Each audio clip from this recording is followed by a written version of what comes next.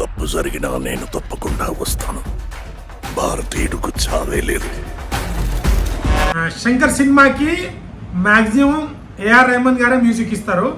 But ఈసారి ఎందుకో అనిరుద్ధిని తీసుకున్నారు. మంది కింద కామెంట్లు ఏం చేస్తున్నారంటే, నేను చూసిన మన ఇండియా వాళ్ళు మారరు, ఎన్ని ఏమొచ్చినా మారరు. శంకర్ గారు మరి భారతీయుడు 2 కమల్ హాసన్ తోని మన ఇండియాకే మంచి మెసేజ్ ఇస్తాడా, లేదంటే గేమ్ చేంజర్ మన రామ్ చరణ్ అన్న మూవీతోని మంచి మెసేజ్ ఇస్తారా? సో 2 డైరెక్షన్ తనే చేస్తున్నారు కాబట్టి. హాయ్ అండి అందరికీ.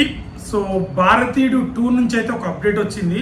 యాక్చువల్లీ గ్లిమ్సో ట్రైలర్ వస్తుంది అనుకున్నా, బట్ ఒక పాట అంటే ప్రజెంట్ మన ఇప్పుడున్న రాజకీయాలు అండ్ ఇప్పుడు జరుగుతున్న అంటే అడ్వాన్స్ భారతీయుడు ఎప్పుడో వచ్చింది, దాన్ని సీక్వెల్ ఉంటుందని అంటే అప్పుడే హింట్ ఇచ్చారు మళ్ళీ వస్తానని. భారతీయుడు అపరిచితుడు ఎలా అయితే తీసిండో ఆ రేంజ్లో ఉండబోతుందని అయితే హింట్ వచ్చేసింది. ఎందుకంటే ప్రజెంట్ మనం సోషల్ మీడియా కానీ మళ్ళీ రాజకీయ నాయకులు కానీ వాళ్ళు ఎలా ఉంటారు, ప్రస్తుత రాజకీయ నాయకులు ఏం చేస్తున్నారు, దీన్ని బేస్ చేసుకొని తీసినట్టుంది. ఇంకోటి ఏంటంటే దీంట్లో చాలా మంది పెద్ద పెద్ద కాస్టింగ్ ఉన్నారు. ఇంకేముంది, మన సిద్ధార్థ హీరో కూడా ఉన్నారు దీంట్లో.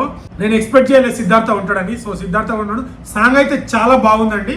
సో యాక్చువల్లీ మన శంకర్ సినిమాకి మ్యాక్సిమం ఏఆర్ రెహమాన్ గారే మ్యూజిక్ ఇస్తారు.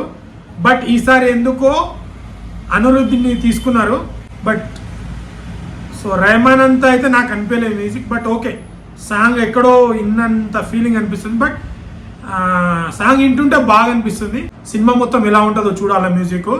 ఇంకోటి ఏంటంటే, సో శంకర్ గారు మరి భారతీయుడు 2 కమల్ హాసన్ తోని మన ఇండియాకే మంచి మెసేజ్ ఇస్తాడా, లేదంటే గేమ్ చేంజర్ మన రామ్ చరణ్ అన్న మూవీతోని మంచి మెసేజ్ ఇస్తారా? సో 2 డైరెక్షన్ తనే చేస్తున్నారు కాబట్టి.